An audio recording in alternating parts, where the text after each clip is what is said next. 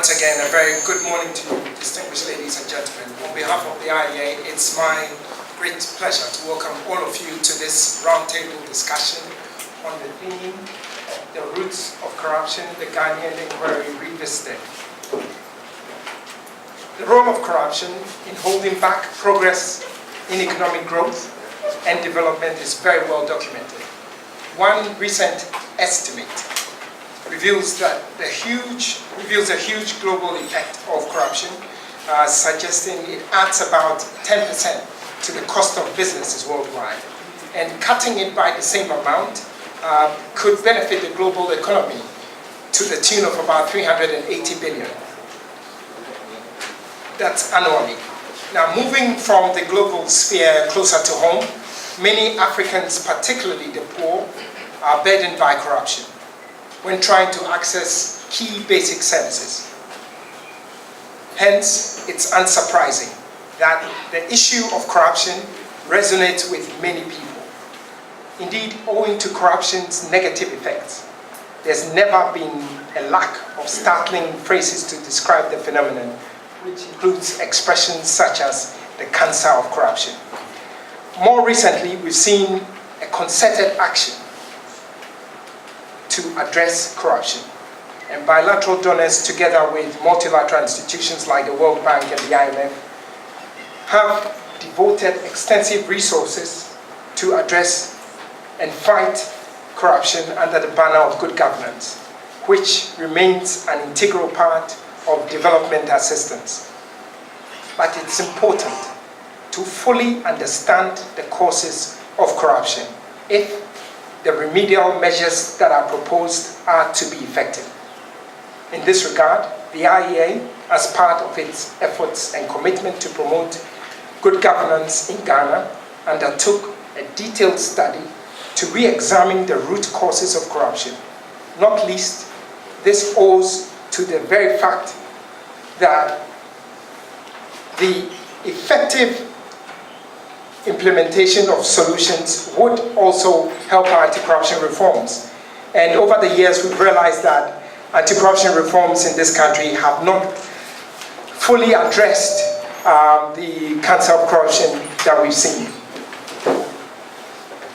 It is the Institute's hope that, given the rich diversity of the audience here today, we'll be well equipped to engage in a rigorous discussion of the findings that are presented today. In the long term, we hope that the recommendations from this roundtable will go on to inform and influence Ghana's anti-corruption strategy. To chair our discussions today, we are privileged to have Mr. Justice Emil Short, a former Commissioner of SHRAJ, which is the Commission on Human Rights and Administrative Justice, Ghana's independent anti-corruption body. It is worth adding that Mr. Justice Short was SHRAJ's first commissioner after it was established in 1993, when Ghana returned to constitutional rule. He retired in 2010. Justice Short has contributed immensely to Ghana's anti-corruption agenda, and I'm certain that his extensive experience will be brought to bear on our discussions today. So, once again, a very warm welcome, and I'm sure we'll have very constructive discussions. May God continue to bless our homeland, Ghana. Thank you.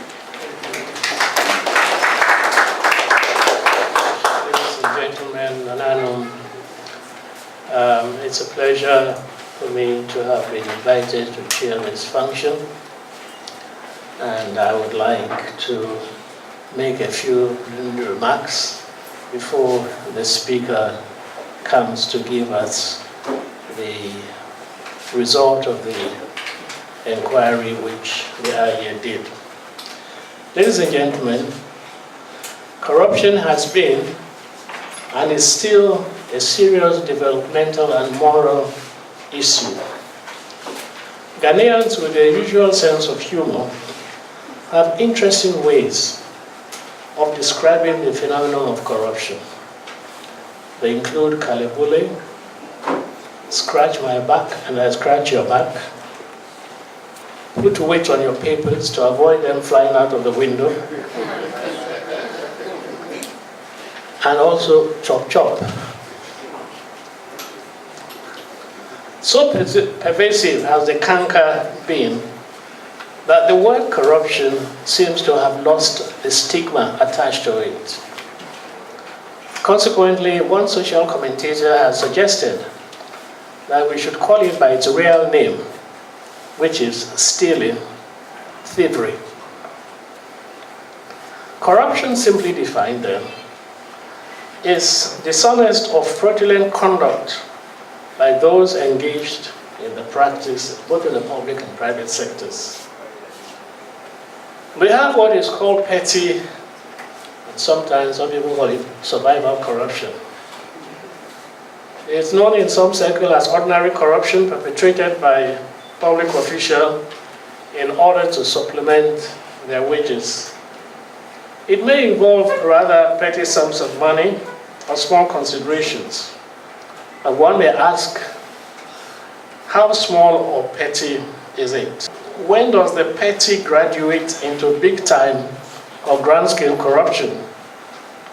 And how true is it that such petty corruption is motivated by survival or undermines the legitimacy of institutions that practice it and undermines public confidence in those institutions? Indeed, it is usually regarded with some sense of compassion by some people and even condoned because the motive is considered very human. However, in fact, in ordinary life, many are the poor persons who do not resort to corrupt practices to make ends meet. So survival and poverty do not necessarily give rise to corruption. The opposite is very often the case, that corruption creates widespread poverty. Poor person is exploited and made to pay twice or sometimes 3 times for services or goods due him or her where corruption occurs. Again, invariably, it is not the poor who are most corrupt. It is those way above the margins of poverty. The big men and people in positions of leadership and trust, those whose survival is assured 100 times over, who indulge in corruption, usually in grand style, and with a callousness that is inhuman. Grand-scale corruption involving huge sums of money or other exorbitant considerations is usually attributed to greed, human greed, and selfishness, and even the propensity for power.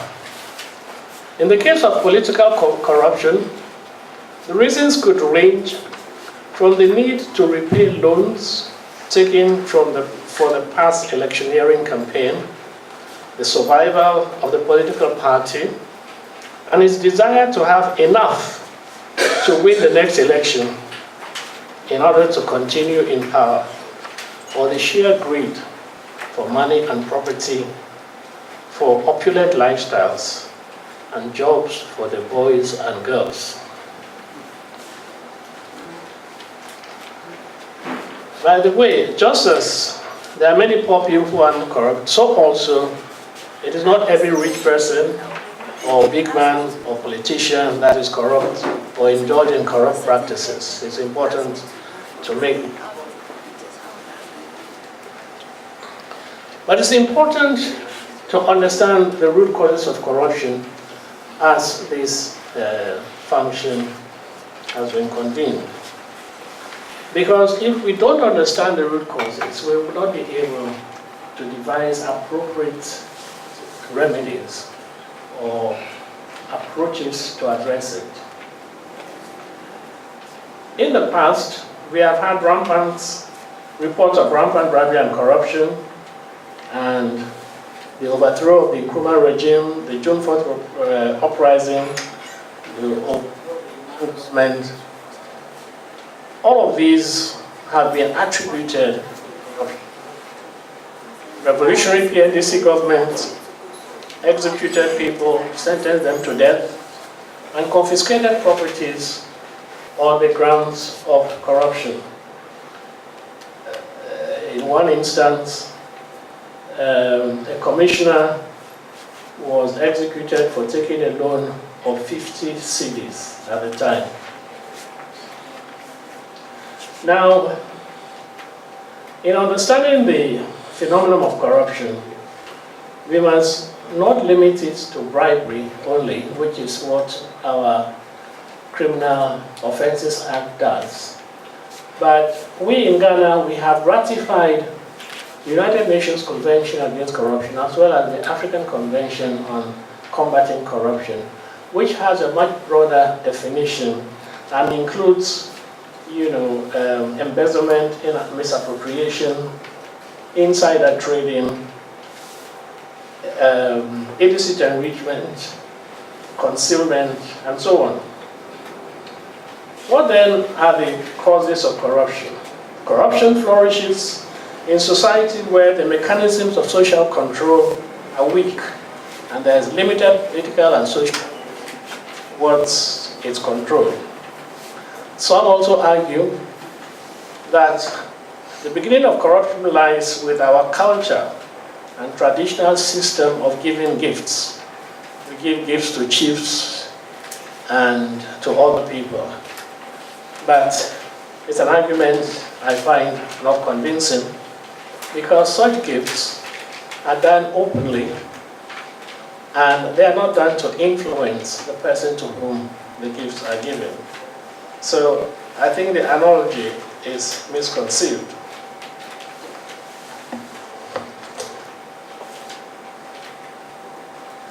The absence of institutions of accountability or effective institutions of accountability also creates situations where persons in authority control the state and its resources with little restraint or none at all.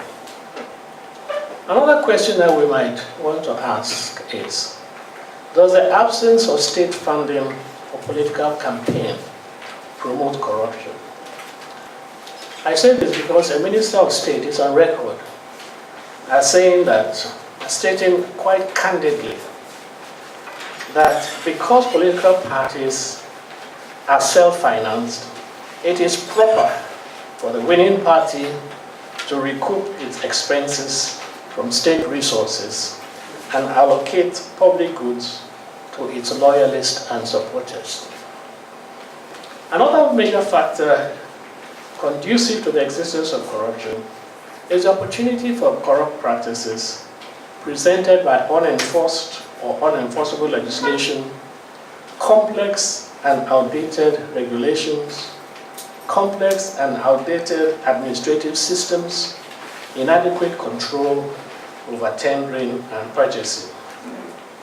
All factors to be considered are the absence of political will, the absence of effective oversight institutions, the culture of impunity, the absence of effective systems of accountability, the absence of codes of conduct and ethics, or even where they exist, the lack of implementation of such codes.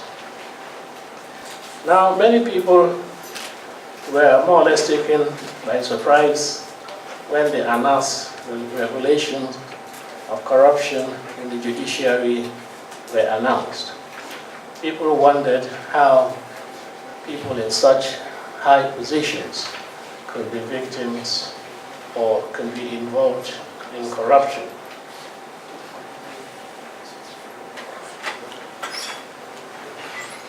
For me, I believe that the ethical and moral values which we inculcate in ourselves through our upbringing are very critical in ensuring that we don't indulge in this habit. Integrity, as the word implies, is an integral part of an individual's character. Integrity cannot be imposed by laws or regulations. It is a seed which must be sown in every child, nurtured as the child grows, and defended in adulthood.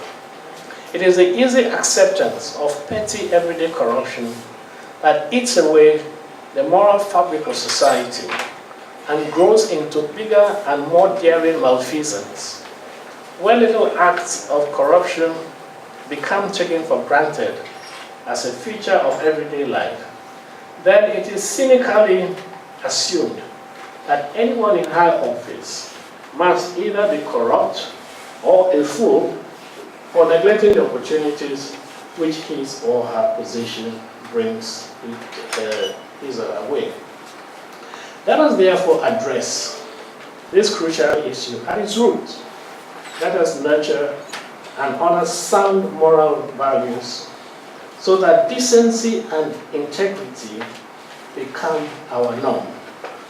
It is inevitable that there will be lapses, but there will be fewer, and the laws, institutions, and measures which have been established to check corruption will be better able to contain and deal with them.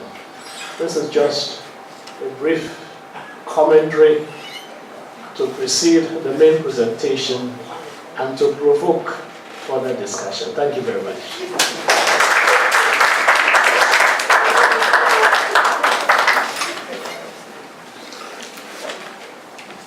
Chairman, Mimi, Nanami,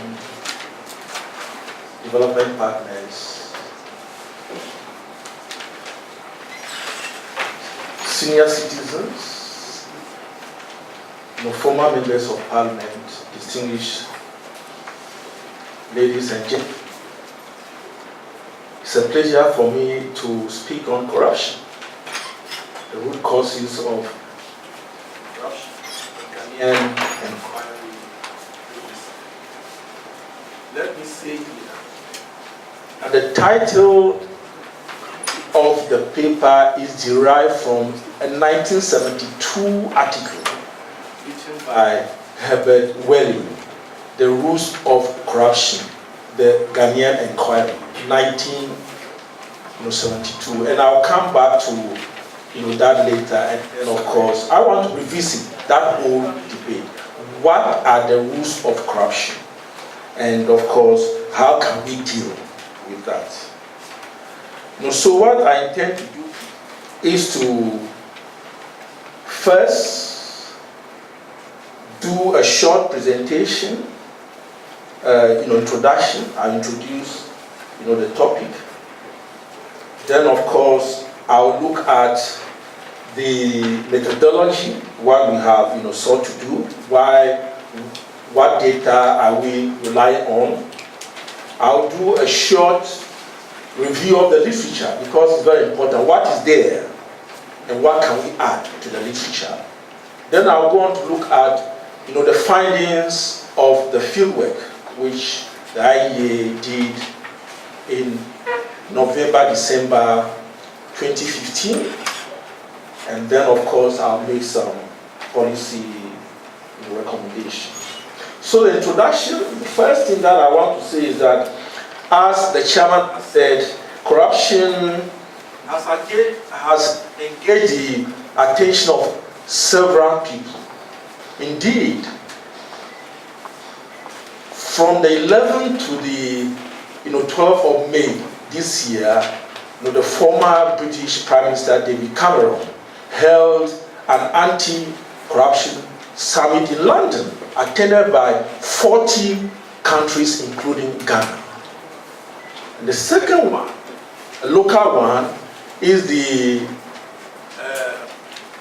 anti-corruption forum held in June, in fact the last week of June this year, by the Ghana Integrity Initiative. So everybody is talking about corruption. Globally, at the national level, everywhere, if you go to countries, it's all about corruption. And why is that so? Because corruption has deleterious and corrosive effects on politics, on society, on the economy, on security, on everything. Indeed, the presence of corruption is a failure of leadership, governance, and democracy. That's the bottom line. That when democracy has failed, when leadership has failed, when governance has failed, then of course corruption comes up. And so everybody is talking about it. And I feel that we need to take a step back. We have had several strategies in Ghana, legal, institutional framework, systems, processes, administrative reforms, and then of course code of ethics, procurement, and everything. We have done all these institutions, established. Why is it that these strategies have not reduced? Because we are not asking for eradication. We are saying that a reduction in corruption. That's the first thing. But we have failed to do that. Why is that so? So I think that the failure of dealing or combating corruption is the fact that we have misunderstood the roots of corruption. And I think this is where I'm coming from.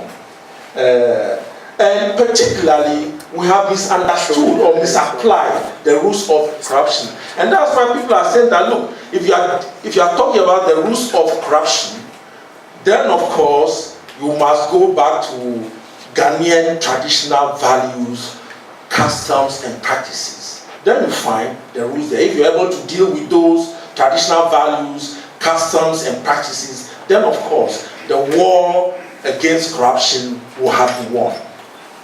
I'll come back to that, later. So all that I want to do is that I'd like to use the Institute of Economic Affairs Socio-Economic Governance Survey held November, December 2015 to do three things. The first one is, what are the opportunities and causes of corruption in Ghana? Because corruption is about opportunities. What are the opportunities and what are the causes? The second thing I'd like to do is, why is it that there has been high perception of corruption?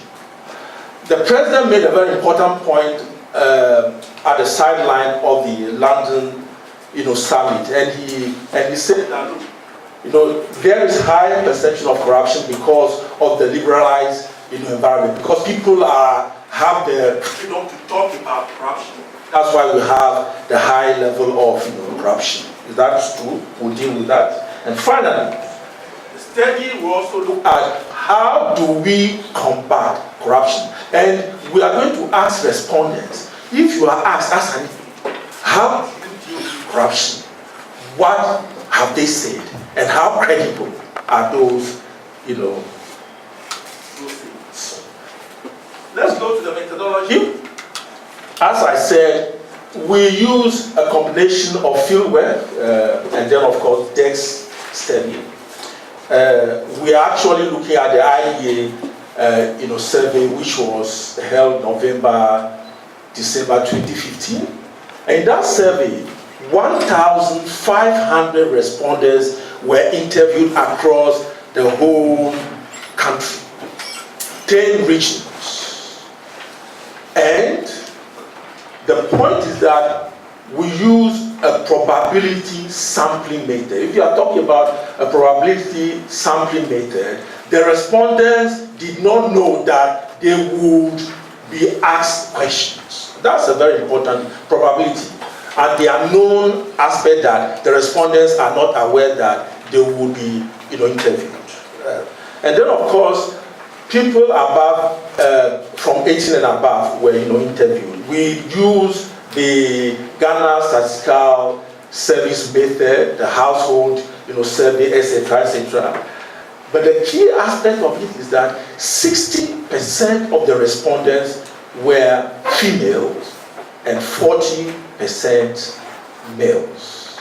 We use the urban, rural, divide to actually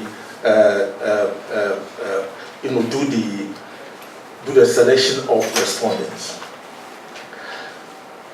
People are not comfortable with surveys because of the argument that it's about perception, so biases, prejudices. Agreed.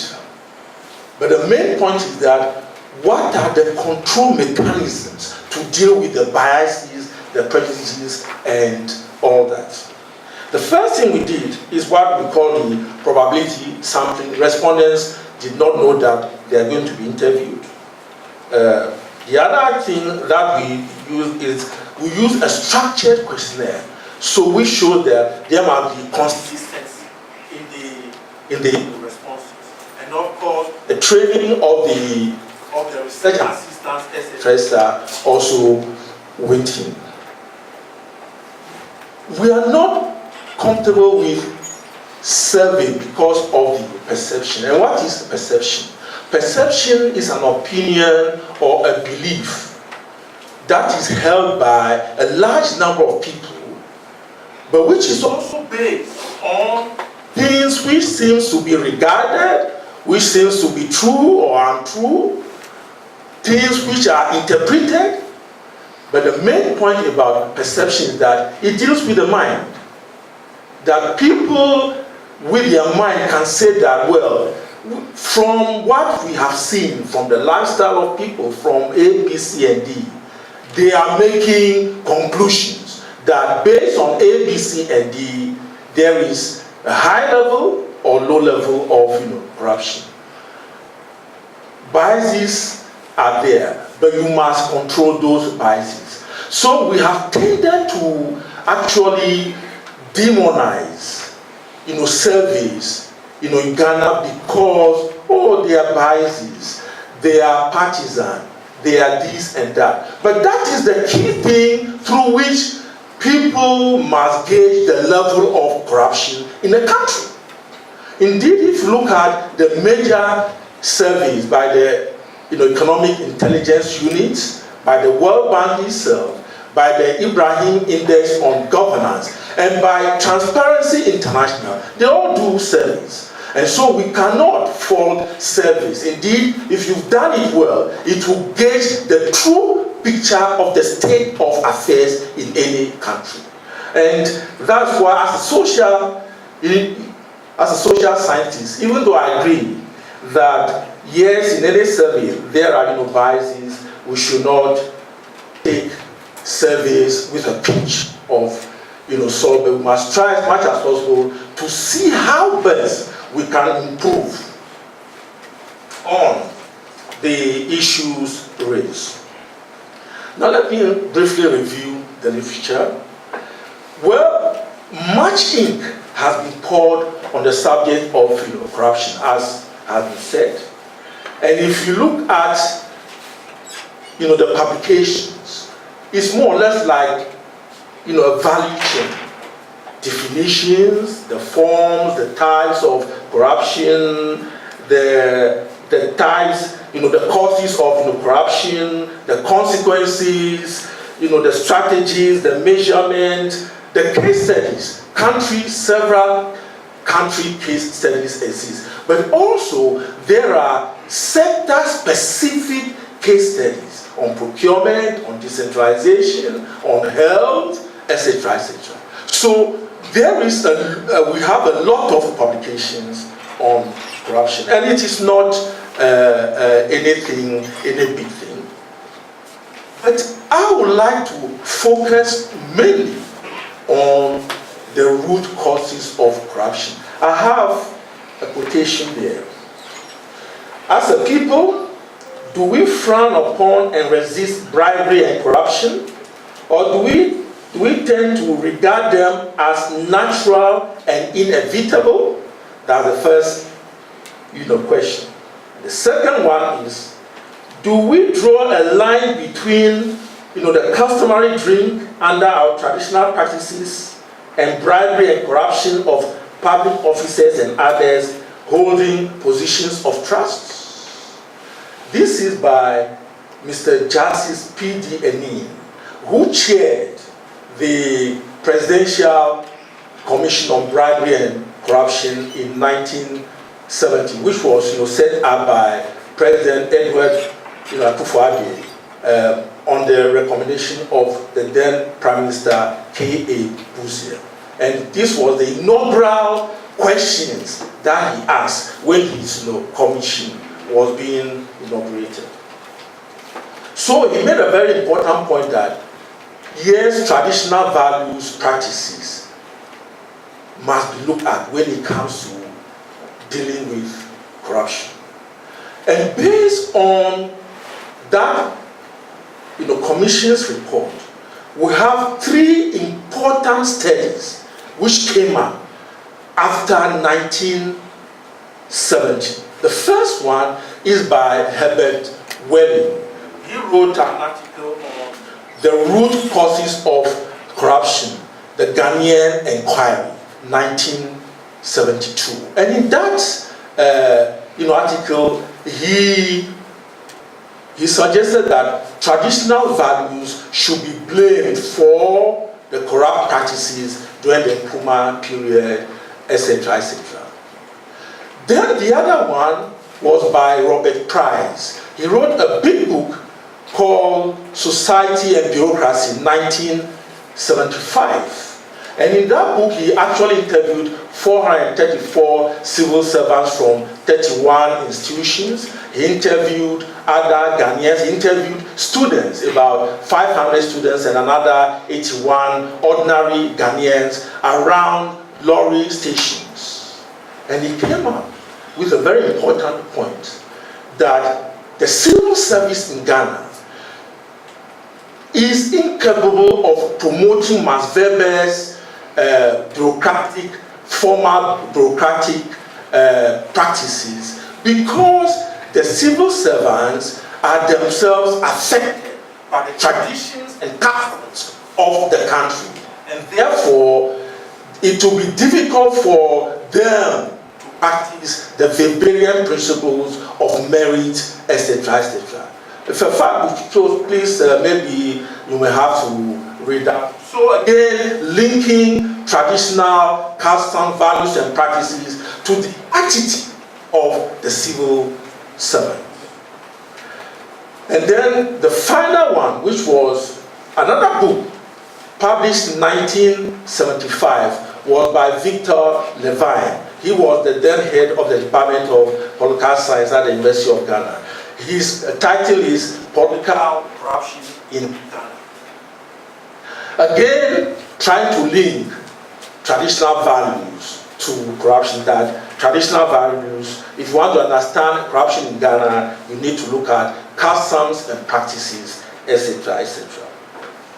Now, if you look at the National Anti-Corruption Action Plan, it also identifies, apart from other factors, systems failure, lack of enforcement of corruption, lack of enforcement of corruption laws, etc., etc. They also mention that the gift giving by Ghanaians is also a cause. They were not saying that it is the main cause, but they are saying that it is one of the causes of corruption in Ghana. NACA, very important. Now, my senior colleague, Kwame Nisim, gave an interfaculty lecture at the University of Ghana, 1984. The title is The Root of Corruption, a Dissenting View. And in that paper, he tried to challenge the assertions of those who made the point that corruption is the result of traditional values and practices. And those arguments were also repeated in my articles in 2000, 2002, and 2016. I have a 2016 chapter in a book on police corruption and reform in Ghana. And I sought to also make those comments about. So the main thing is that, is it true that our traditional values, customs, and practices are the root cause or causes of corruption in Ghana? That is what we need to look at now. Now, so let's go to the findings from the field work.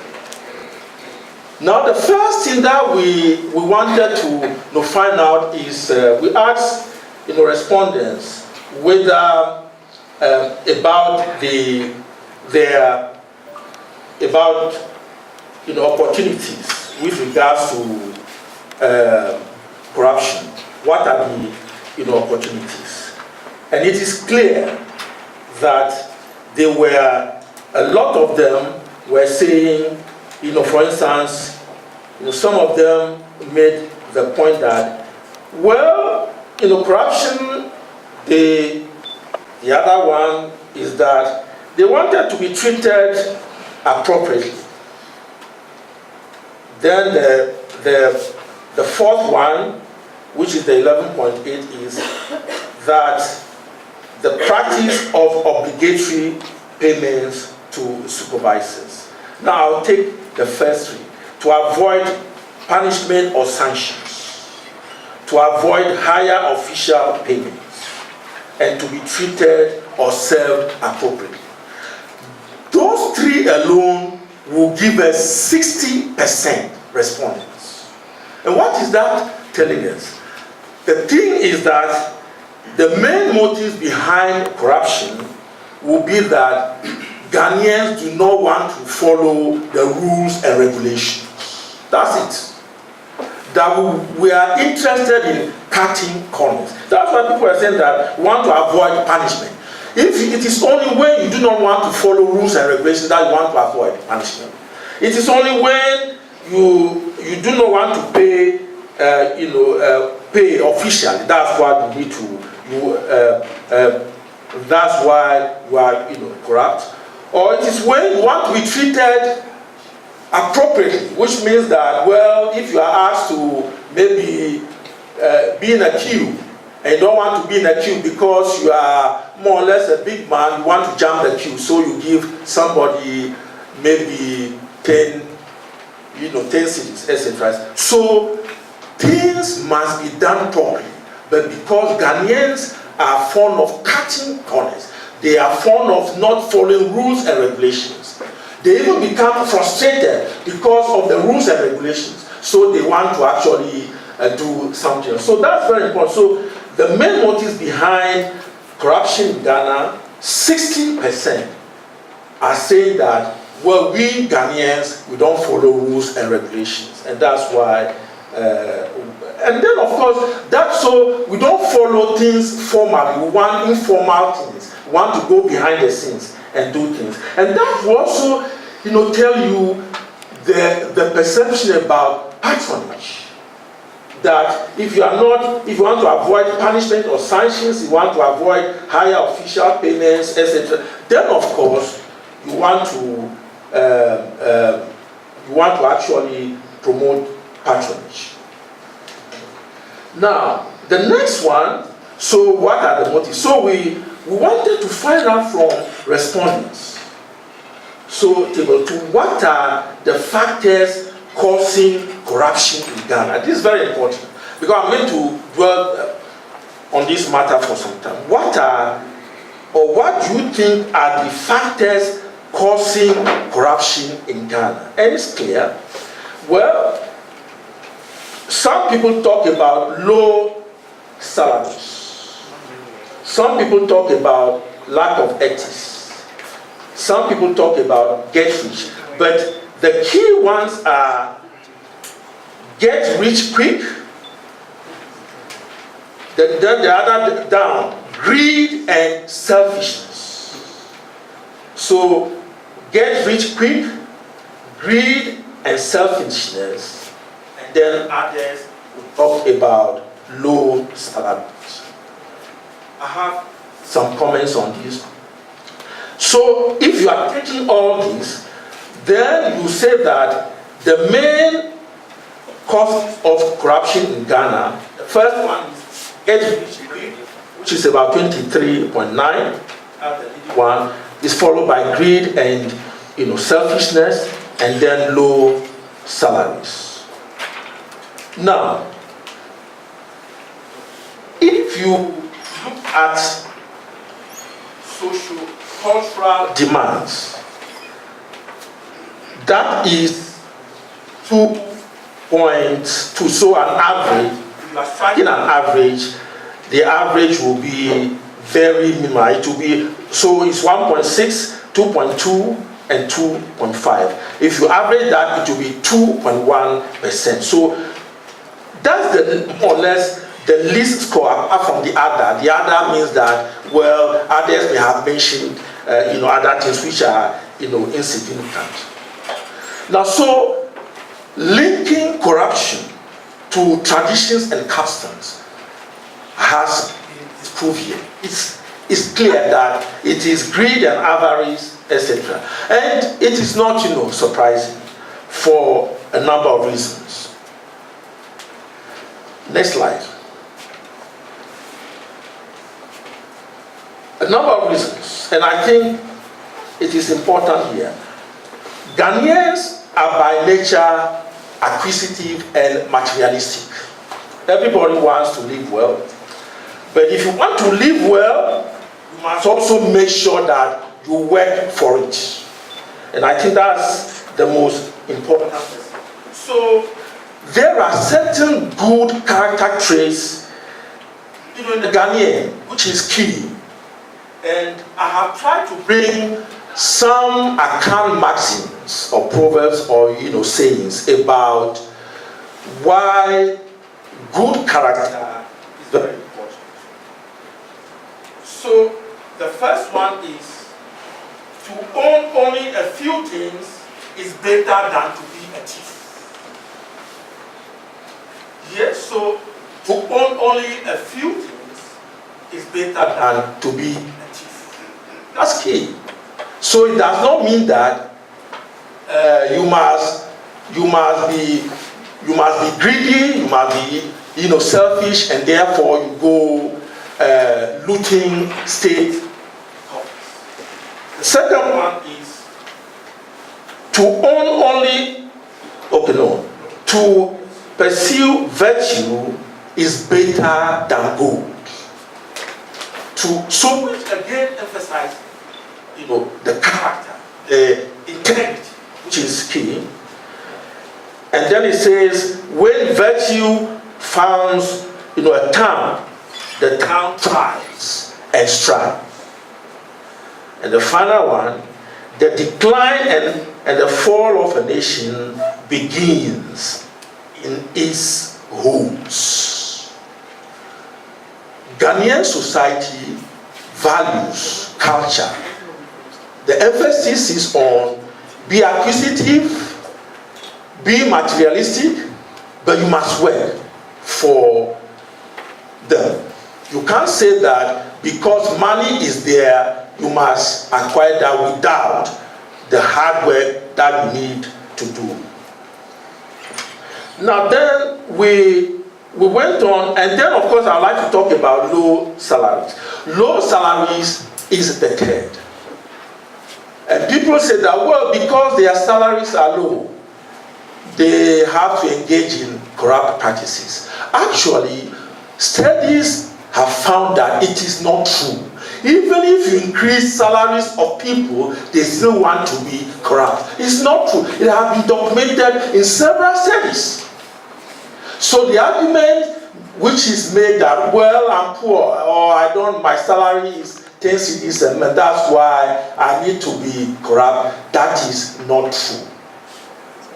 But here, the respondents are saying that the third cause of corruption in Ghana is low salaries. Now, with the implementation of the single spine pay policy, salaries have increased. Salaries have increased since 2010. Of course, we have inflation.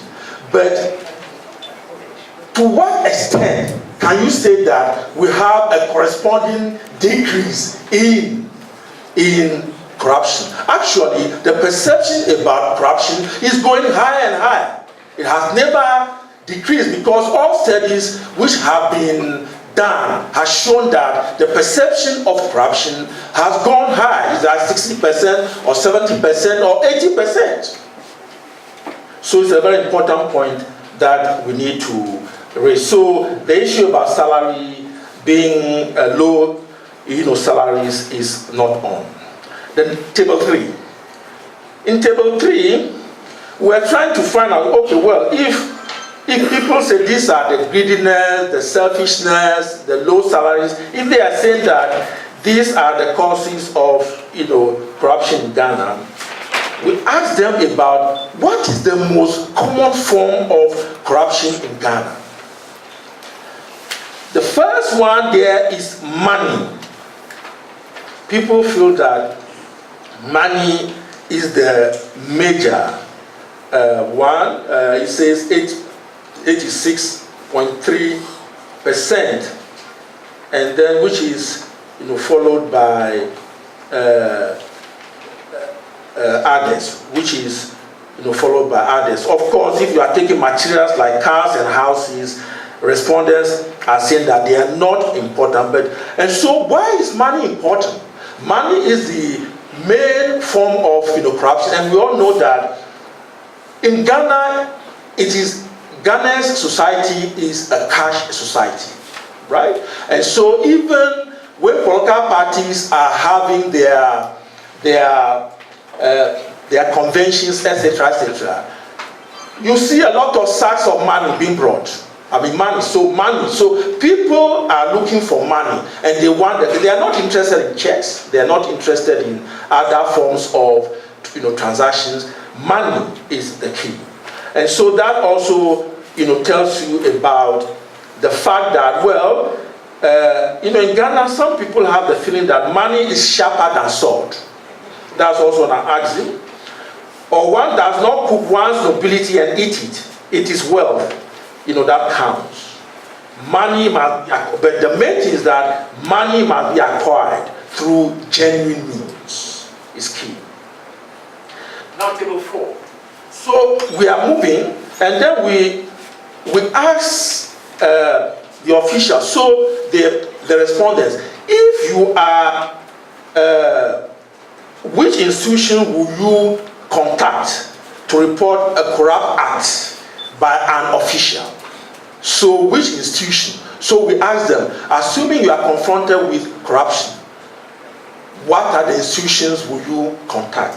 And the police, they said 87, majority are saying 87%. They said that the first institution that they will report any acts of corruption will be the police, and then of course followed by the courts. Now let me pause here. Everybody has been saying that the police is corrupt, but when it came to which institution, is it not paradoxical? On one hand, we are saying that the police is corrupt. On the other hand, we are saying that that is the first point of call. What do we deduce from this?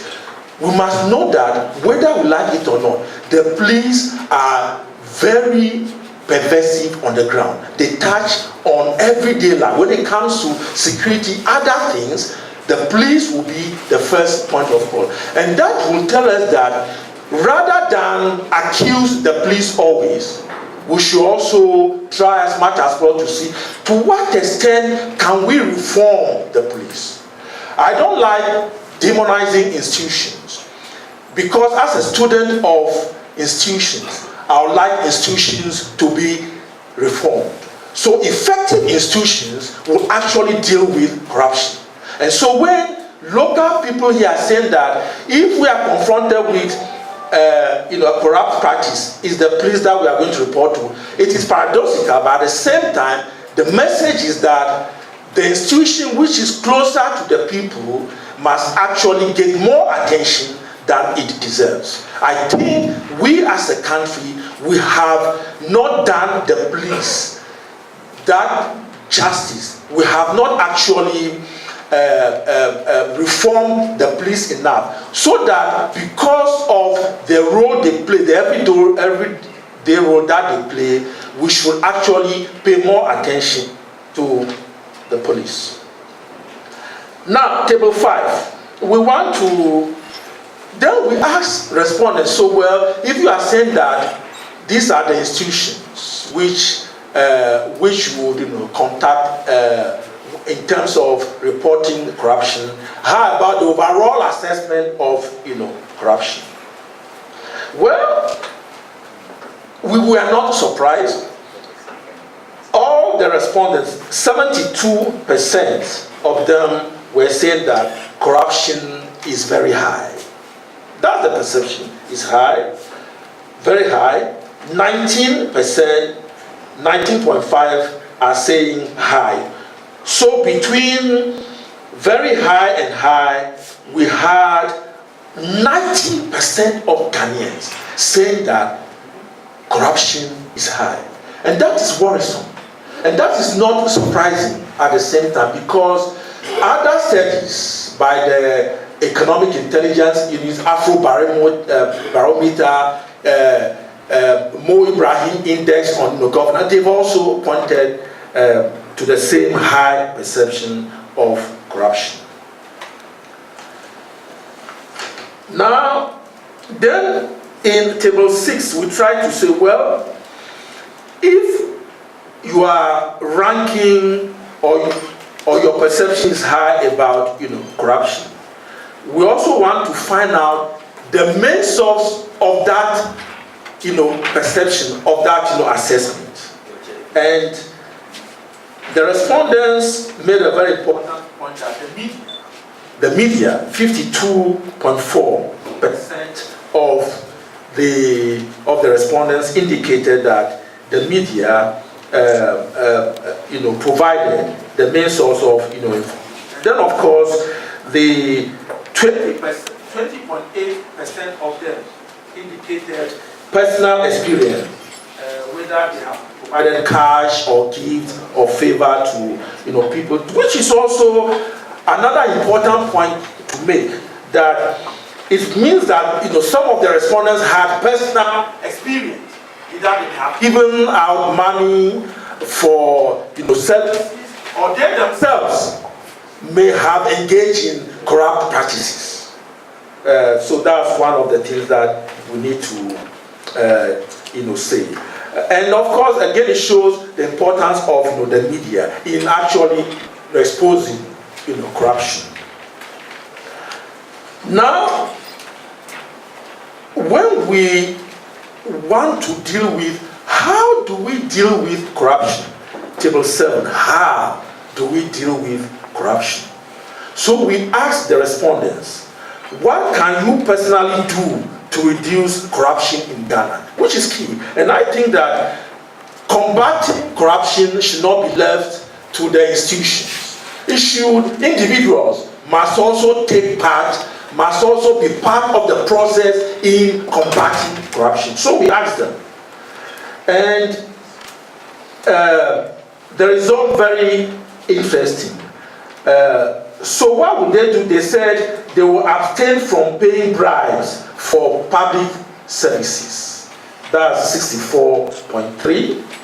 And then others say they will report official behavior to complete to authorities, etc., etc. But the main point here is that citizens themselves are aware that if corruption needs to be reduced, then of course they themselves must abstain, which is important as far as Ghana is concerned, which means that individuals will be the crusaders when it comes to dealing with corruption. They are interested in making sure that corruption is reduced, which is a plus for Ghanaians. Now, how about the attitude? So, table 8. How about attitudes towards giving a bribe? Attitude. So, of course, so again, this is a tricky question. Well, if your attitude, attitude towards giving a bribe, because they may say that, is this man trying to trick us? The question is tricky. So, of course, the male, they are saying that they will not give a bribe. 64.5, female 65 said they will not give a bribe. But what is worrisome in that table is that the age group, the youth, 18 to 24, 30.4 of them are saying that I will give a bribe. They will give a bribe.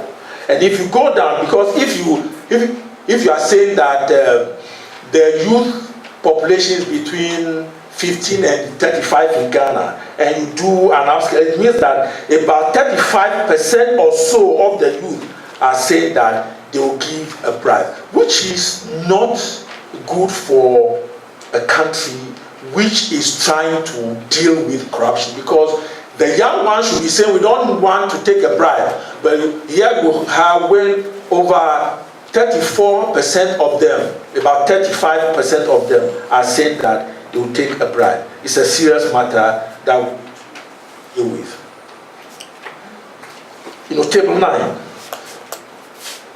How do we reduce corruption? How do we reduce corruption? And it is either this is a very important issue, the extent of reducing corruption. Now 24% of them say that corruption cannot be reduced at all. 44% are saying that corruption can be reduced to a limited degree. And so if you are talking about not reducing corruption, we are talking about almost about 68% of them saying that reducing corruption will be a difficult task. And only 4.7% of them said corruption can be completely eradicated, whilst 19.5% said that it can substantially be reduced. I think the response is very fatalistic when it comes to how can we reduce corruption. And some of them are saying that it cannot be reduced at all, or limited reduction. You reduce it or you don't reduce it. If you say limited degree, of course, what are you talking about? So it means that all that we are trying to say is that reduction in corruption has been perceived as a Herculean task by majority of the people. Now let me conclude. I always say that the battle against corruption depends on three things. It takes time. The second one is that it takes, courage. And the third one, it takes determination. The three things. Corruption, eradicating corruption takes time. It takes courage. And of course, it takes determination. The second point is that we should go back to basics. Basics about teaching our children and the young ones to appreciate our moral virtues. In other words, we need a moral revolution in this country. I've said this at other platforms, and people, people laid on that. I say, well, moral revolution, it will not work. But that is the only way, because we need to reconstruct society. Integrity must be reconstructed in Ghana. And for reconstruction to take place, we must go back to basics. We must go back to moral instruction in schools. It's key. When we were growing young, when I was in elementary school, every Monday morning after assembly, we go for moral instruction. The head teacher will come and he taught us all the nice virtues. Is very important. Going back to basics. This is what other countries have done. We should go back to basics. That's key. The third one, which I need to flag, which will be the second point there, but traditional practices are key. Whether we like, assuming that we said traditional practices are the root causes. Assuming, I'm not saying that. Assuming those who have said, assuming that they are the root causes, then we should go back to them and see how best can we ensure that the practices actually reduce corruption. And I think that we should continue to preach our traditional values, our traditional practices. A country which demonizes its traditional values will not actually last in terms of integrity and all that. And I think that we must go back to our traditional values. I'm not saying that our tradition, all of them are, but the essence of, saying that to be a poor man is better than to be a thief. Who would understand that? It's a moral virtue, a moral regeneration in itself. So we must do that, and I think that, so when people say that, oh, it's our traditional values, which are the causes of corruption in Ghana, they are misinterpreting or misrepresenting those traditional values to suit their interests. When it suits them, they, oh, it's the traditional values. When it doesn't, they say, oh, they are good, etc. So I think that people do those things. They say traditional values are the causes or are the cause of corruption because they themselves want to misinterpret some of the practices for their own selfish needs. The fourth one, which is the third one there, is information is power. And here I made a very important quotation by Louis Brandeis, who used to be one of the justices of the US Supreme Court, made a very important fundamental point about transparency. And he says, quote, sunlight is the best of disinfectants, and electric light the most efficient policeman, unquote. What all that is trying to say is that public officials are in a goldfish bowl. You must be transparent. But if you want to be transparent, therefore, you need to have information.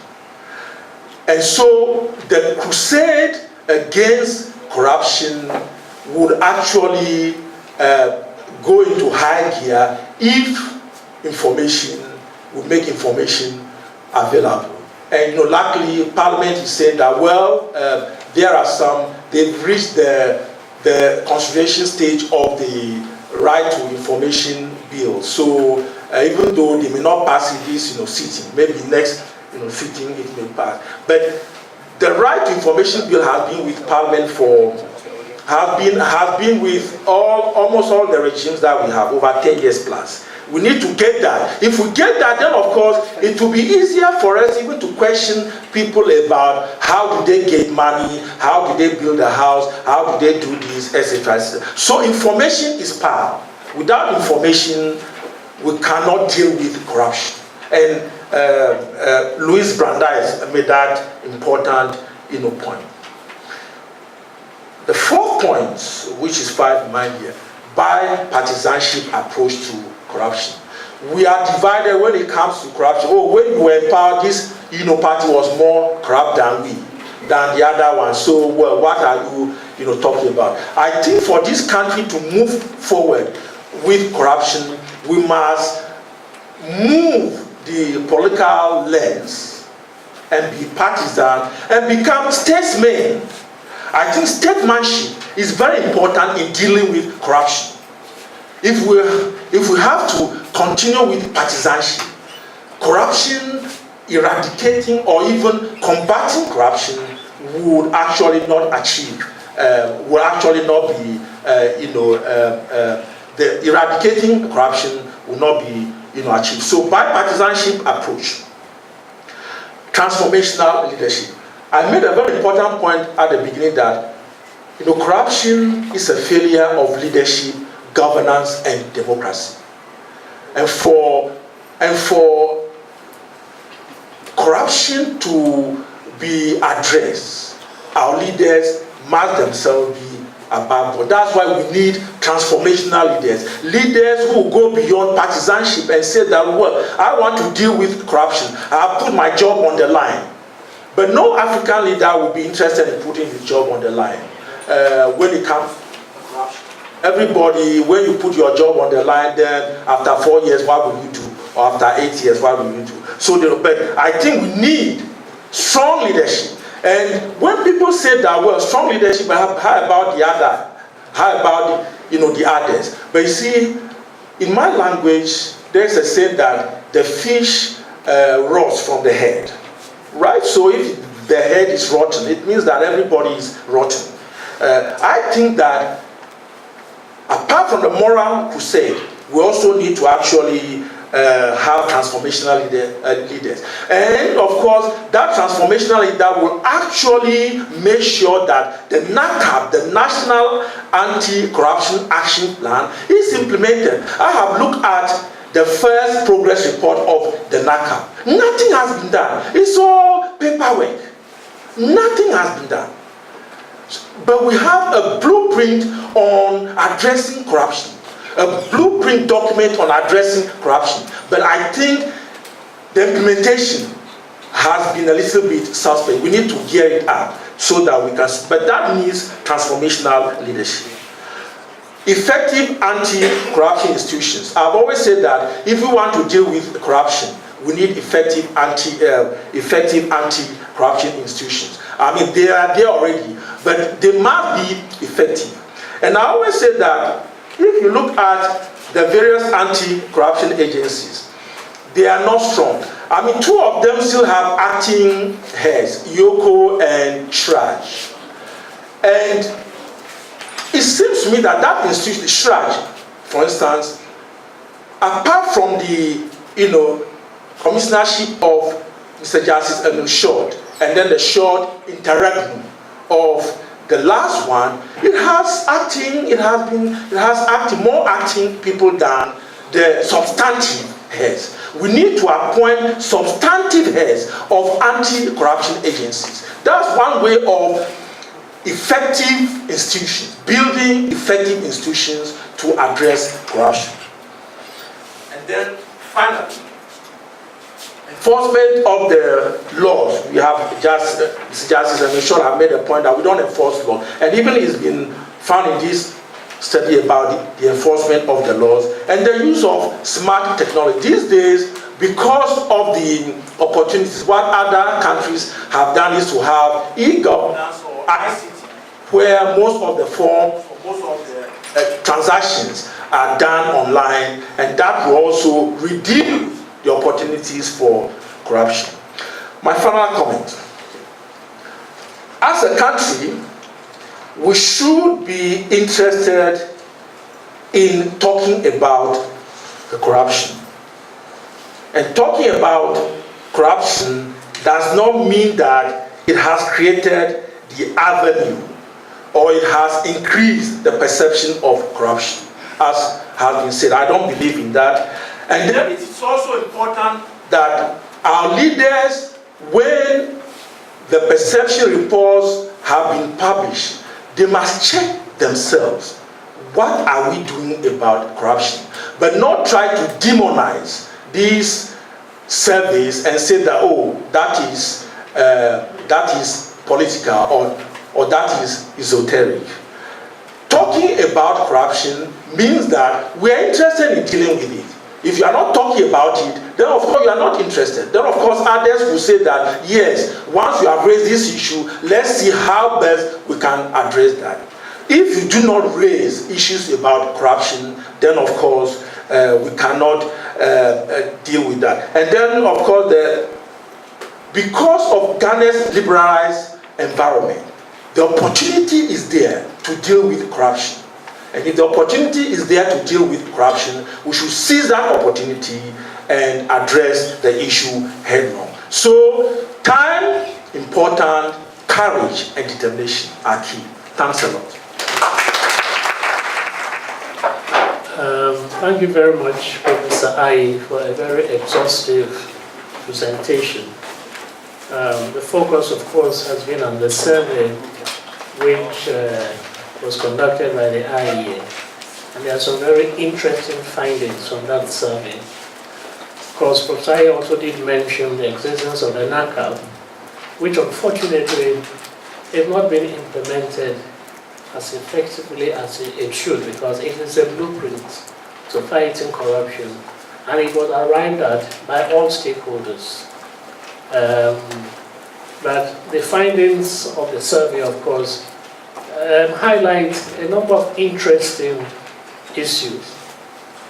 The issue about the role of our traditional and customary practices, as to whether that is part of the root cause of corruption. I find very interesting also the fact that respondents said that 87% said that they report corruption to the police, which is the most corrupt institution. So you ask yourself, how many times have you heard of the police instituting a prosecution for corruption? So it means that if they are reporting this case of corruption to the police, then the police is not taking any action. The other interesting feature is the role of the youth. And that is sad. And the youth, about how many percent who say that they are disposed to giving bribes. And that demonstrates the need for us to really, it's a moral crusade, starting with the youth. In the NACAB, you have something about integrity clubs in the schools and so on. As Professor Ayi pointed out, now in the schools they don't have time for that. The syllabus is too choked, and therefore there's nothing about civic education and integrity issues. So these are very interesting findings from the survey, and I think at this stage we'd like to throw it to the floor for comments and contributions. We'll take about 3 or 4 questions or comments at a time, and then I'll get Professor to respond. So please show my hand. Very interesting, questions. Well, when the last one, the transition node, but you see, when you have when you have brought about more than 2, 3, 4, then so the quantum is also very important. And then, of course, are you expecting something in return? We should also look at that. Expecting something in return, that one you may not be able to know. And some people have made a very important point about the traditional system. If you look at the traditional system, you are just giving, right? These days, people demand the bribe before the service. They demand whatever. But in the traditional system, the chief, whether you go, in fact, sometimes even if you are poor and you've gone to the chief, I'm sorry, the chief will accept that. But if it's a service you have to actually do, this person will say, bring some money before I can do that. So I think that the transition may be blurred, but I think we should be looking at the quantum, the quid pro quo, or are you expecting something in return? That's one. So we can discuss that further. The definition of corruption. In fact, NACAB has defined corruption. The misuse of entrusted power for private gain is there. So everybody has agreed that is corruption. Even if you look at the various conventions, international conventions, it's clear that corruption is the misuse of office for unofficial ends. It's clear. The point you made about the respondent, actually, this is an abridged version. The full paper would come out. The first question we ask respondents is, what is your understanding of corruption? And they listed about 10 or 12 items there, right? So they knew that this is corruption. So that has actually been answered. How do you transform the transformer? Very important question. You can only transform the transformer if you debate issues. Debate is also about changing attitudes. Debate is also about agreeing on the rules of the game. And then above all, the point is that if you want to transform the transformer, you have to hold him accountable for the systems and processes put in place, which means enforcement is key. Mr. Sant made a very important point. The World Bank, if you look at the World Development Report of 2015, there is a spotlight on when corruption becomes the norm. I also want those of you can read to read that report. And it's made very interesting points. For instance, they quoted a study about a local official in China who had resisted corruption. The pressure was too much that the people went to his house and told him that, look, you are not politically correct for rejecting, bribes. Eventually, he capitulated and he got arrested in China. Is there? So I agree that yes, sometimes pressure, you don't want to receive it. Pressure, and the pressure is not once, but systematic for the next 5 years. As a human being, what do you do? It's a real question that Dr. Santi has posed. Yes, yes, please, madam. Yeah, okay. Thank you very much. That was a wonderful presentation, Professor Ayi. Just a couple of comments, really. Firstly, that I like the aspects or the meaning of the corruption. It's not just a matter of stealing money into more people, but the dishonesty side of it. Corruption is actually dishonesty, and I think that was stressed strongly. Now, regarding the traditional aspect, I think, as far as I'm concerned, I think things have changed because when people come to me, they actually demand money from me for the school fees, children's school fees, rather than giving me things. But more importantly, I think the enforcement of the law. I worry terribly that we are now in a situation where, when decisions are made by the highest court of the land, people just don't bother, they don't care, they don't go by.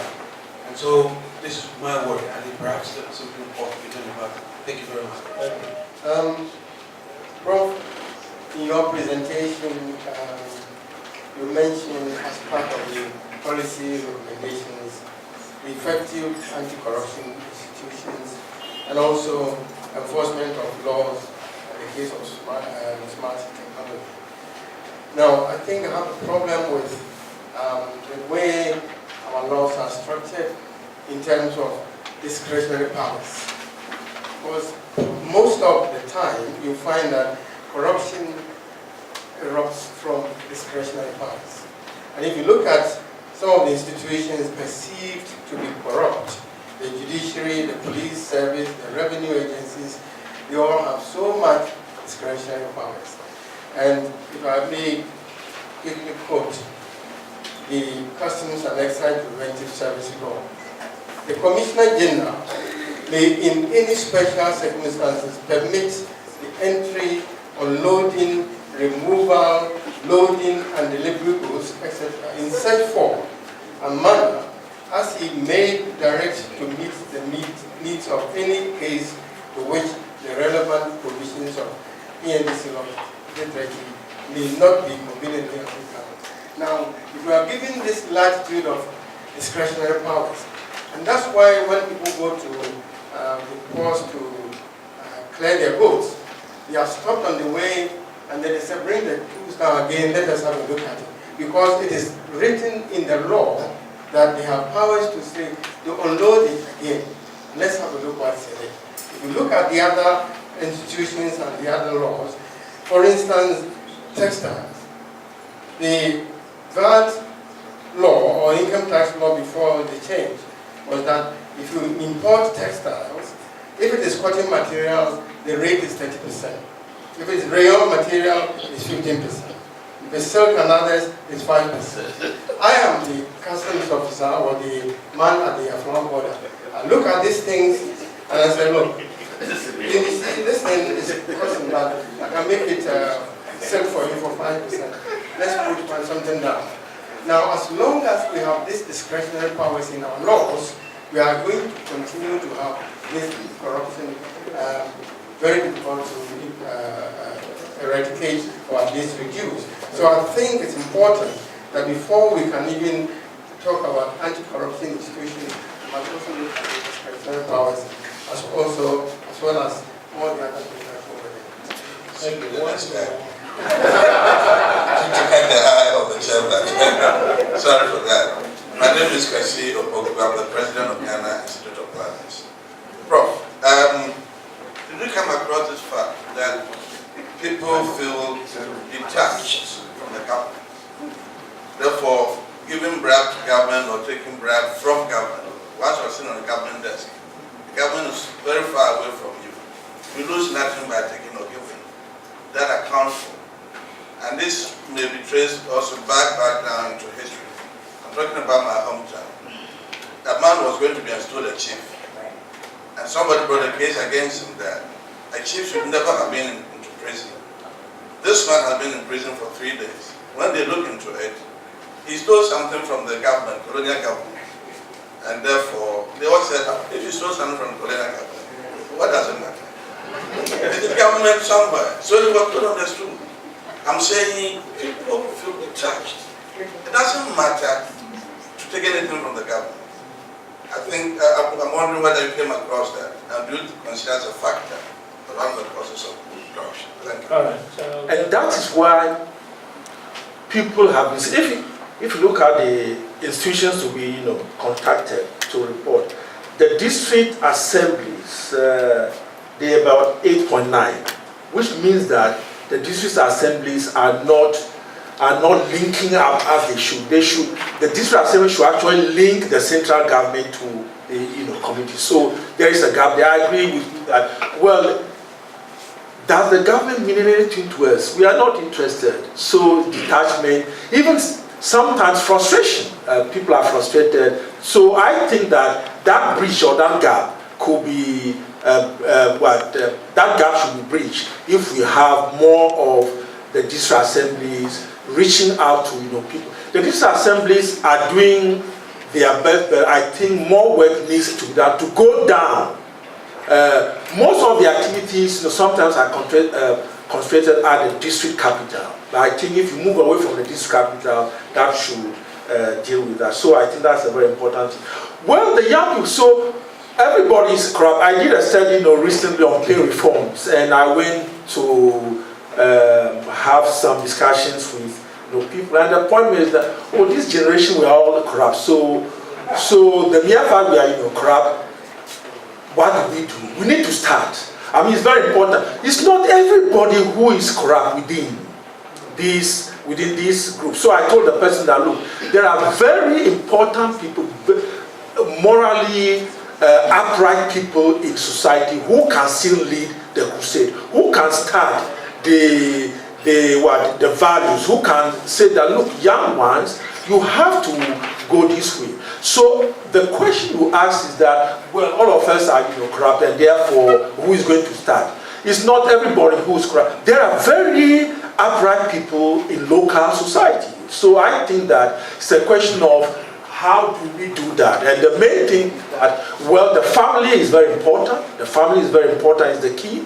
We go to schools. Schools are very important. And then the societies, the integrity societies envisaged in the NACA. I think we need to form these groups. We must start. Otherwise, if you demonize everybody that we are all corrupt, we cannot build a strong future against corruption. I agree that, well, bipartisanship, I was using it not within parties but across the various cleavages, religion, ethnicity, industry, etc., etc. I think it's a very important point that we also need, that apart from the intra-party issues, we also need to look at intra and inter-ethnic issues, and then of course other cleavages, religion, etc., etc. I think these are very important points. The point raised about the Auditor General's report not being very important is actually spot on. Indeed, the Auditor General himself in his report has been frustrated. I mean, I have tracked all his publications, and he made the same thing that he has recommended this thing over the same 20 years. It's the same thing. which means that we have not been using the information, we have not been enforcing. Indeed, in the recent research on about the education, about the teachers, what is the payroll, and actually this point has been raised by the, so I went back to the Auditor General's report and I looked at it and he made the same recommendation, even to the point that the bans involved must be sanctioned, no shoe. So it comes back to how do we enforce rules and regulations and how do we use information. I think you made a very important point. It looks as if we cannot emphasize enough the first issue that we call back to basics. We have to make sure that one of the recommendations will be the insistence that moral education and all these are taught from the primary level. I think it's important, and if we lose sight of that, and that develops into nationalism, so that the national interest then take effect. But having said that, Mr. Chairman, I'd like to venture to say something that the grand corruption that we see here are basically with government procurement and contracts and whatever. It's not the little thing that you give here and there, which is also, if you have taught your children well, you will not do. Mr. Chairman, I'd like to submit that when a government contract is so huge and it comes to Parliament, the Speaker must see it in himself to stop the process, especially if the other side, opposition or government, say we have difficulties with it. I mean, if we know that the rule of the thumb is that 1 megawatt, $1 million. So if you give me 400 megawatts and you say $950 million, then there's a problem. So you have to see and whether that extra, and we all know right now Tanzania is have their plant generating system, 150 megawatts, it was $145 million. So then the Speaker said, hey, wait a minute, stop. And then set up a bipartisan, that's where it comes to the bipartisan, to them to look at it, because the public service, unfortunately, and I've said it before, I'm not the most popular for it, have let us down. Because they are the ones who are supposed to put together basics of all these things. When you, as Chief Executive, is presented with this thing, we don't know where the details come from. And some of the time, the corruption is all there. You can't even see the value for money. Unfortunately, again, I do not trust the value for money, the agencies that use the value for money. Because there too, corruption takes place. And so we have a problem. And at the end of the day, we all know how much it costs to do a kilometer of asphalt road in Nigeria. Ghana will be 3 times the rate. And all these things we must do. So isn't it about time that when these things are brought to Parliament, where eventually these big loans are sort of approved, to stop, take a step back, take a look at it, and then seriously, in the interest of Ghana, see whether they cannot bring experts from on this side, experts from that side, and see whether that side has gone. Now we have established a rate for asphalt road, which is about 3-4 times where it should be. To go back becomes a problem. So that corruption has been institutionalized. And so will be the power plant that we build. So, Mr. Chairman, I think that our lawmakers, and it's not a matter of saying that the opposition will have their say and the majority will have their way. No. Once there's an issue of concern, so if there are people who are managing these things, who have been inculcated with all these ideas of nationalism, Mr. Chairman, we shall get a lot away, because the small corruptions that go to ministries, we give here 200, 100, it's not, it's the issue, but it's not what we are discussing now. What is drawing this country back? The result that we should use to develop the country is drawing it back. The grand corruption which happens, and at the end of the day, you all end up in various accounts overseas. The people die, they cannot even tell their wives and children, we can't even have access to it as a nation. And so I think that let's make a recommendation. Once the issue comes to Parliament and there are concerns raised, the Speaker should see it himself to stop the process, get the people to sit down, get together, get experts to assist them, And I think it to a very large extent it will be well done. The same thing happened to most of the things, including the gas plant that we have all over the place. I think it's getting a bit worrisome, and we need to aid. And I thank you very much for the opportunity. What you're doing. Thank you, sir. Thank you. My contribution has to do with a bit about low salaries. From the presentation, low salaries was one of the top 3 causes as per study. But Prof actually made some subsequent comments. I want to agree with the first leg of his comment, which was when you increase salaries, it does not automatically stop corruption. I agree. But the reverse is where I think all those who made those comments as to the fact that it's one of the key causes of corruption is concerned. That is where I think we should interrogate again, because I think they are right. The issue is this.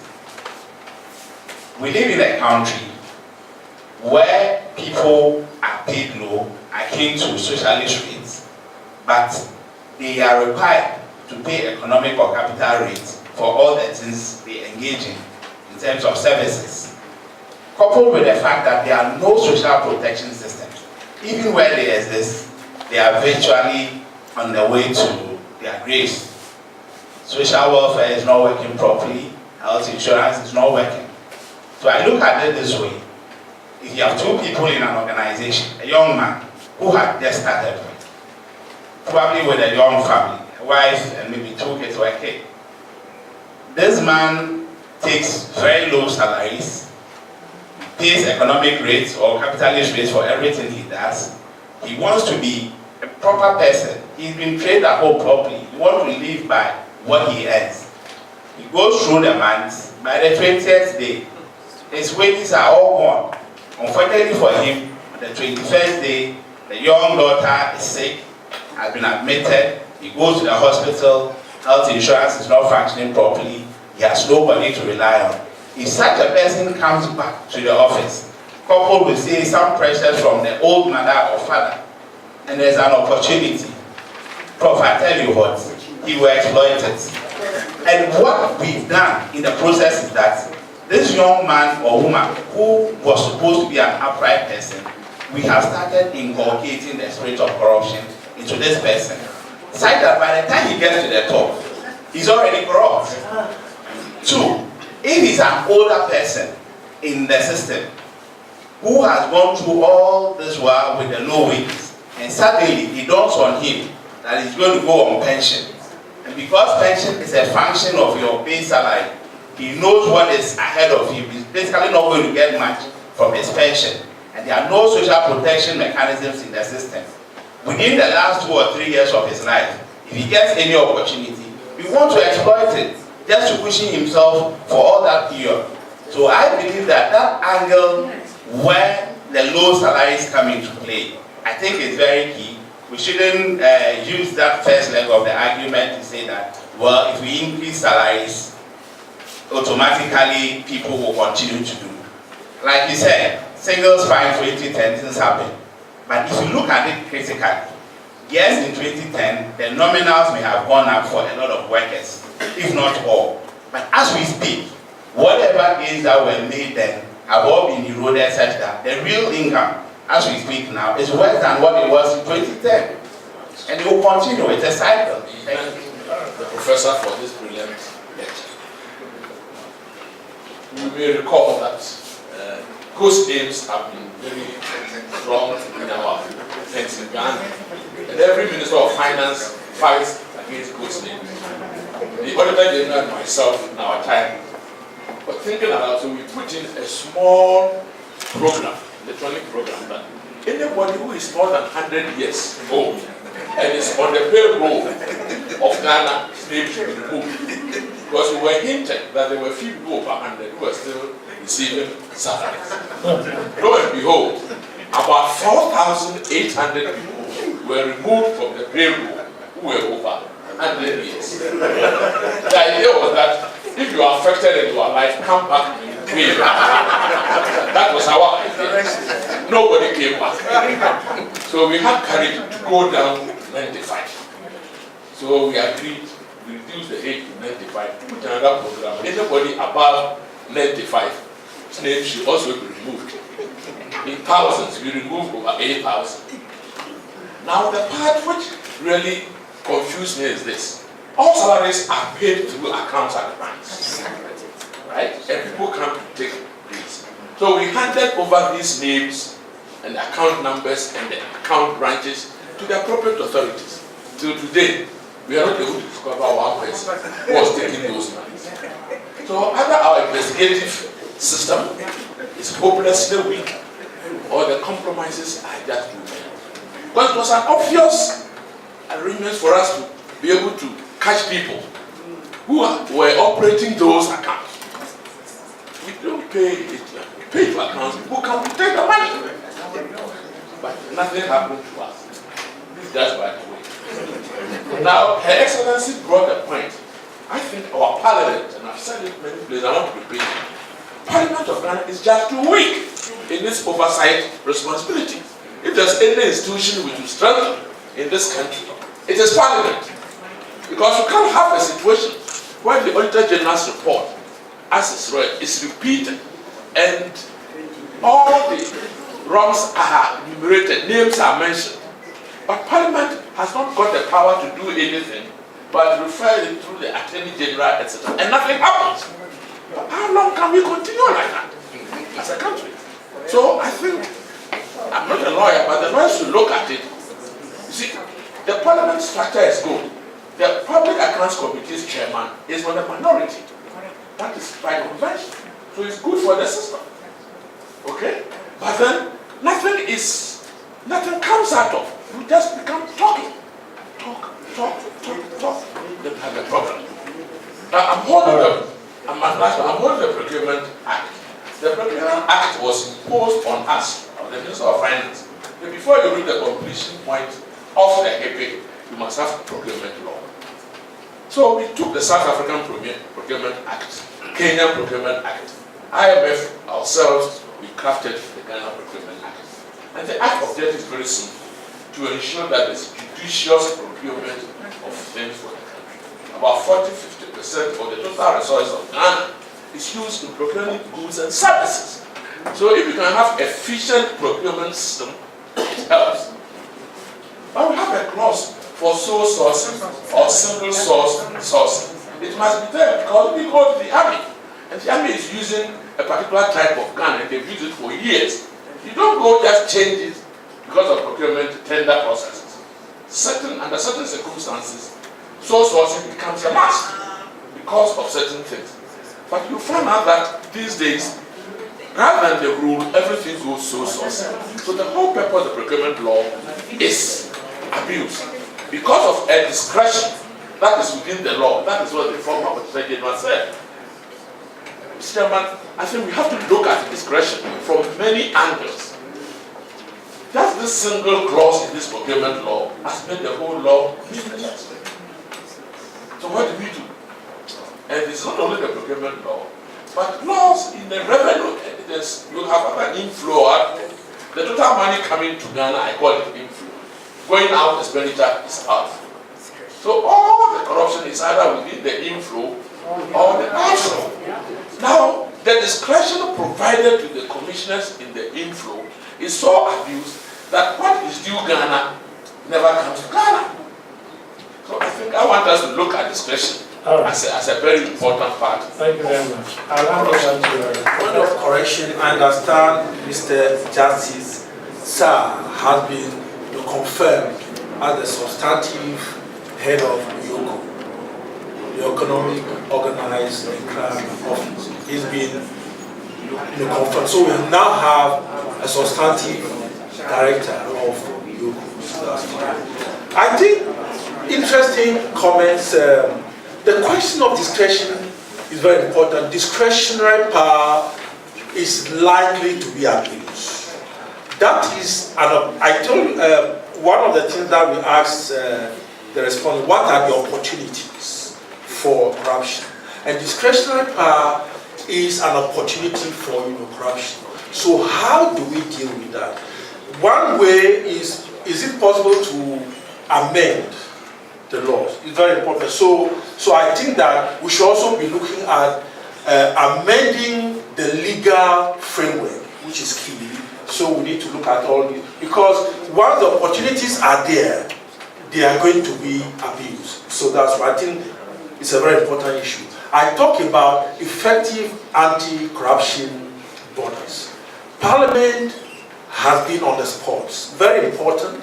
To what extent can we make Parliament more effective? Maybe we need to look at the legal and institutional framework. If you look at the Constitution Review Commission, some recommendations have been made. We are looking at the work or the recommendations of the Constitution Review Implementation Committee, which hopefully should submit its recommendations by December this year. But the point raised is important. How do we make Parliament effective? Because honestly, the Auditor General is really frustrated. All these things have been happening over the years, the same recommendations over and over again. Nothing has been done. So to what extent can we make Parliament more effective than it is now? So some suggestions have come up. The IEA is looking at that, and very soon we'll start discussing the role of Parliament. At one point, we're also trying to see how best can we also look at the effectiveness of Parliament through the debates on the floor. That has not been. So we are trying to look at the Hansard and look at other issues, interview current and old parliamentarians and see how best. So the effectiveness of Parliament is key to also combating corruption. The final point, I think people have made the point that we have been talking too much debates, too much little action. It's very important. We need to actually have a set of policy recommendations and engage not only the institutions involved, but of course another forum to look at to what extent over the years the IEA has been able to deal with most of these issues. To what extent have they been achieved? So we take stock of what has been achieved and what will be the outstanding issues. I think that is another thing that we need to do. But finally, combating corruption is still work in progress. We have a long way to go. But I think, as I said, time is very important. It takes a long time. But the two other things is we need courage and determination. And that courage and determination we need to exhibit. Exhibit it through going back to basics, our values, moral revolution. Who is to lead? Our leaders must lead that at the local level, at the regional level, at the national level. Leaders on all fronts must lead that crusade. And if we're able to do this, I'm not a fatalistic or pessimistic person. I always want to look for the brighter side of life. I believe that we should, if we're able to do these things and we have timelines on that, and the NACAP actually has timelines on all these activities. If we're able to put timelines on most of the activities, then we can take stock and say that we have done A, B, C, and D, and these are the outstanding issues that we can do. But we have a big role, all of us here have a big role to play in combating corruption. Well, I'd like to thank everybody for their contribution, and I'd like to thank Professor Ayi for his paper. I'd just like to highlight a few issues. On the question of discretion, Article 296 provides that any public officer who has a discretion should publish guidelines how the discretion is to be exercised. But that provision has never been complied with. And so we must, maybe as part of the recommendations, insist that officers that have discretionary powers must comply with Article 296 of the Constitution. On the question of the Auditor General's reports, I think that is so extremely important. And to me, it's a lack of political will, because, if if the leadership appreciates the importance of complying or enforcing the recommendations of the Auditor General, something must be done. When I was in office, I had suggested that after the Public Accounts Committee looks at the Auditor General's report and recommendations, there should be an interinstitutional meeting between SHRAG, EOCO, PAC, and the Auditor General. And then we look at the recommendations and decide which cases should go to the Attorney General, which cases should go to SHRAG, which cases should go to EOCO, and so on. So that there is follow-up. But that was never, accepted. So I think one of the recommendations that must proceed from this, forum is to urge government to take seriously the issue of the implementation of the recommendations of the Auditor General, which has been ignored over years. Another important issue is moral education of the youth, which will start from the schools. And let's find a way of introducing some, course on instilling the right values and of integrity and honesty and professionalism in the youth. On the question of gifts and bribes, which Professor Ayi answered, one of the issues, of course, that one has to consider is what is the motive or the purpose for giving a gift. If it is intended to influence the person to whom the gift is given, then it is more likely to fall within the bribe rather than just a gift. So normally, the person receiving a gift must ask himself or herself, am I under an obligation to do something in return for this gift? Is there something that is expected from me if I accept this gift? Will I feel obligated to do something, or is some competitive advantage being sought by giving me this gift? Now, all these conflicts of interest guidelines and acceptable and non-acceptable gifts have been included in the Conduct of Public Officers Bill 2013, which is before Parliament. And Parliament discussed it once or twice, and they have not passed it since 2013. So I think one of the other recommendations that must go from this forum is to encourage Parliament to pass that Conduct of Public Officers Bill, which deals with conflict of interest and also deals with gifts. Lastly, this is also a matter for Parliament. On the definition of corruption, there is a much broader definition. I think I mentioned that in my paper, which includes things other than bribery and corruption, like illicit enrichment, nepotism, and so on. But Parliament has to pass domestic legislation to include that broad definition in our laws, because that broad definition is contained in the United Nations Convention Against Corruption and the African Convention, which we have ratified as far back as 2005. It is left for Parliament to pass domestic legislation to incorporate that broad definition into our domestic law. The Parliament has still not done that.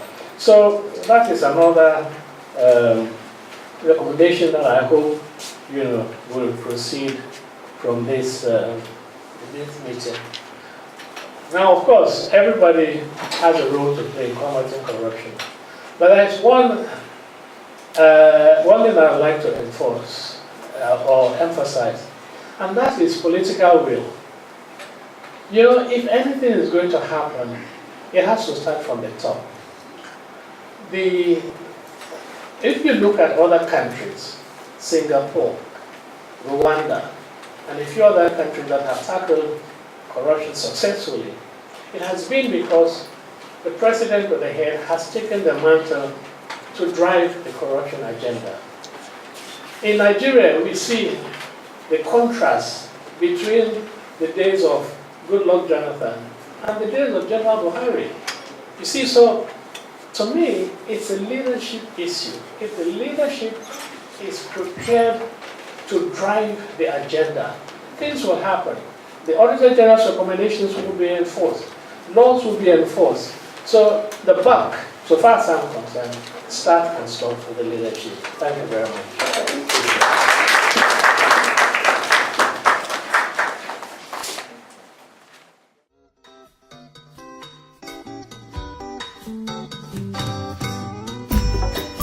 Asampayetia Obayansa fusu wo bunubia wankana asam Zema futu sam kakre wa asupeme